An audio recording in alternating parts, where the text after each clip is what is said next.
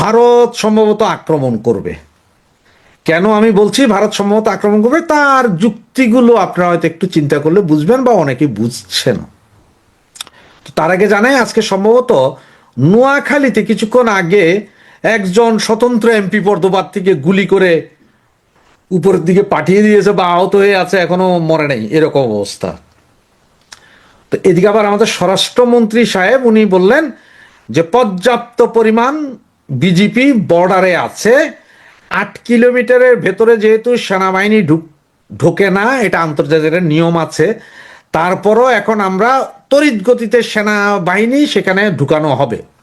কারণটা কি? হঠাৎ করে সেনাবাহিনী বর্ডারে নিয়ে যাওয়া হচ্ছে কেন? কারণ এটা 2-3টা যুক্তি হইতে পারে। যে যুক্তিটা আপনাদের কাছে পছন্দ হবে আপনার সেই যুক্তিটাই নেবেন, এর বাইরে কোনো যুক্তি নেবেন না।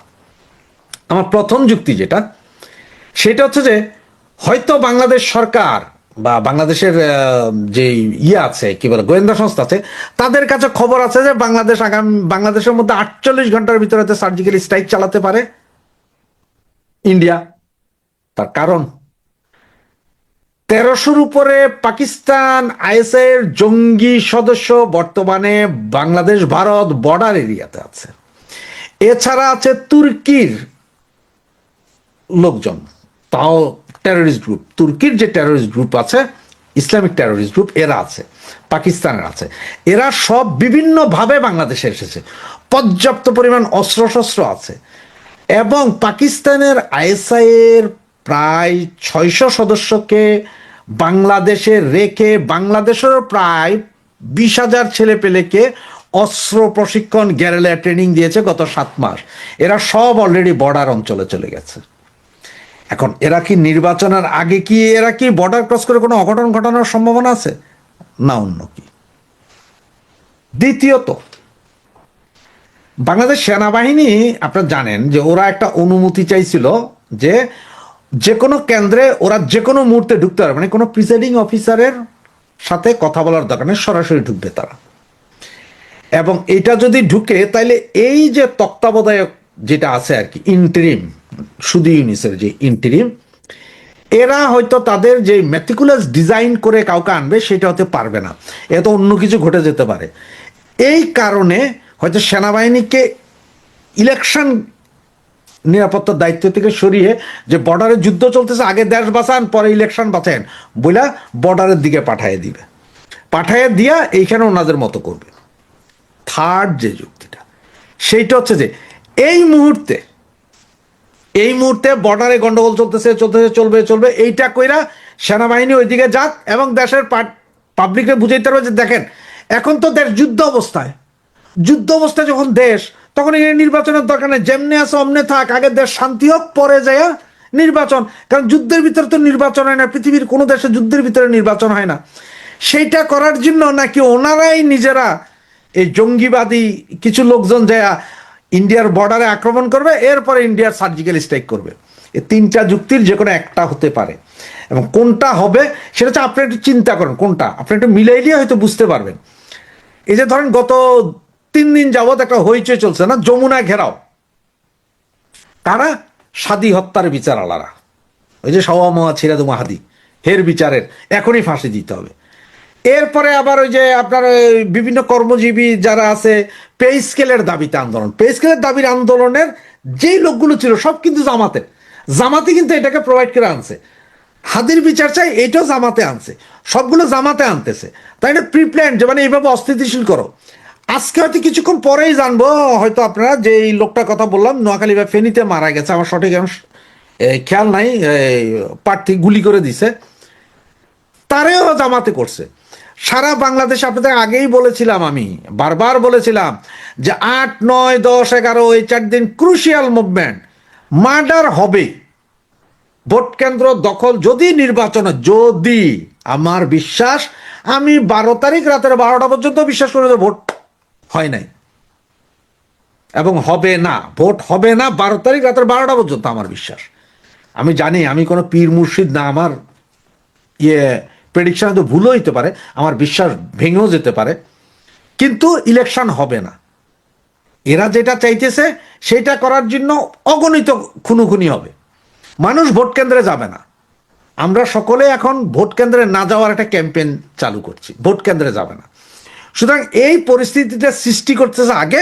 আর ঠিক আজকে স্বরাষ্ট্রমন্ত্রী, এটা দেশের স্বরাষ্ট্রমন্ত্রী কিন্তু টোটাল গোয়েন্দা তথ্য তার কাছে থাকে।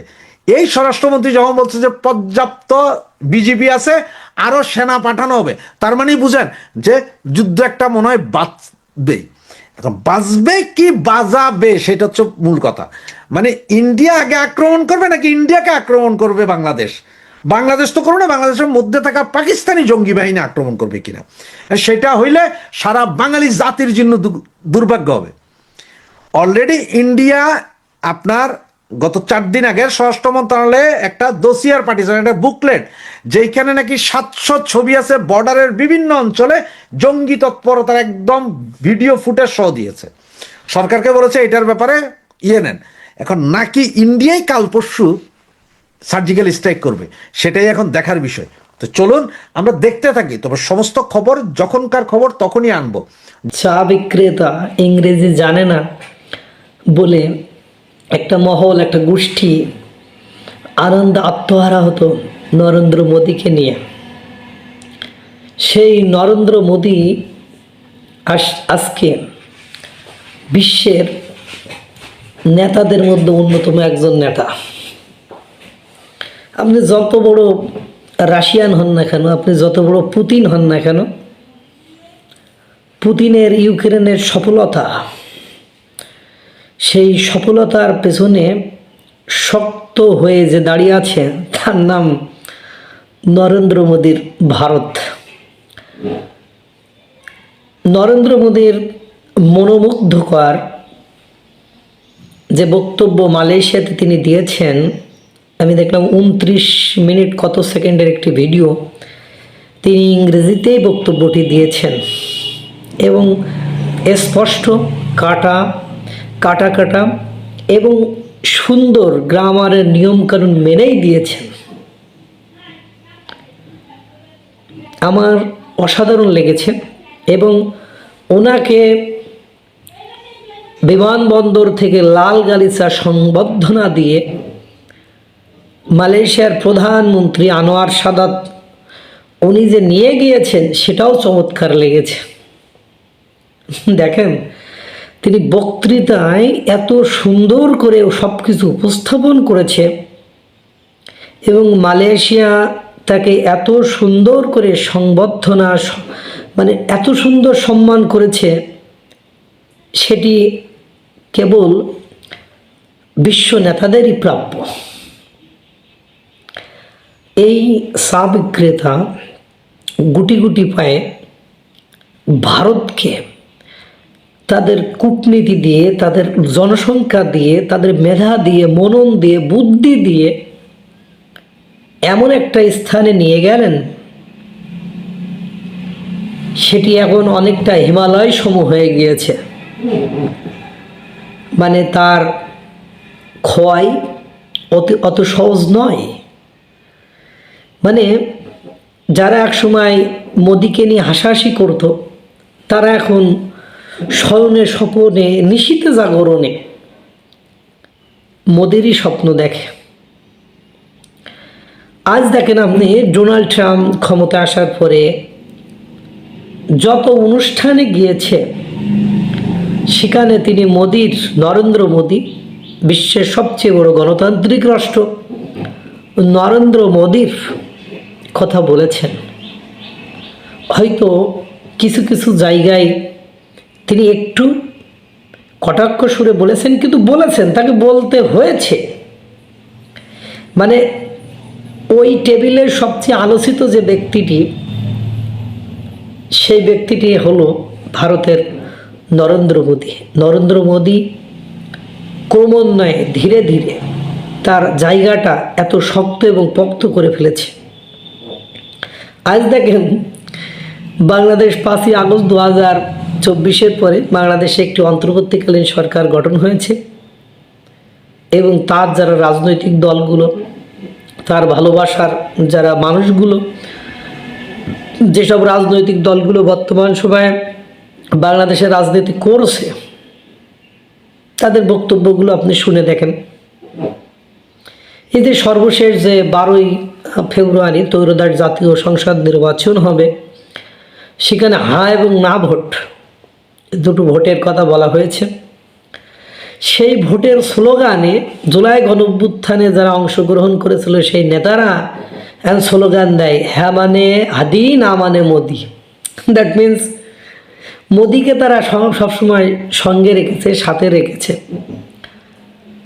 সবচেয়ে বড় ভারত বিরোধী যারা, সেই রাজনৈতিক দল, ভারত বিরোধিতায় যাদের রাজনৈতিক পুঁজি সঞ্চয়, তারা তাদের ইশতেহারে ভারতের কথা উল্লেখ করছে, ভারতের সাথে বন্ধুত্বের কথা উল্লেখ করছে। ভারত থেকে চাল ক্রয় না করলে বাংলাদেশের চালের মূল্য তত্তর করে বেড়ে যায়। আপনি দেখেন সেই ইউরোপীয় ইউনিয়নের সাথে দীর্ঘ 20 বছর আগেকার সেই আলোচনার বিষয়টি, সেই চুক্তিটি হয় না, আটকে যায়, কোনো না কোনো ফরম্যাটে আটকে যায়, কোনো না কোনো ফরম্যাটে সেটা মানে তাদের ঐক্যমত্যে পৌঁছানো সম্ভব হয় না।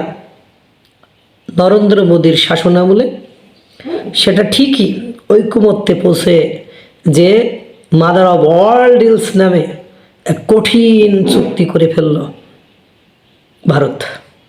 তাতে করে বিশ্বের অনেক রাষ্ট্রের ঘুম হারাম হয়ে গিয়েছে।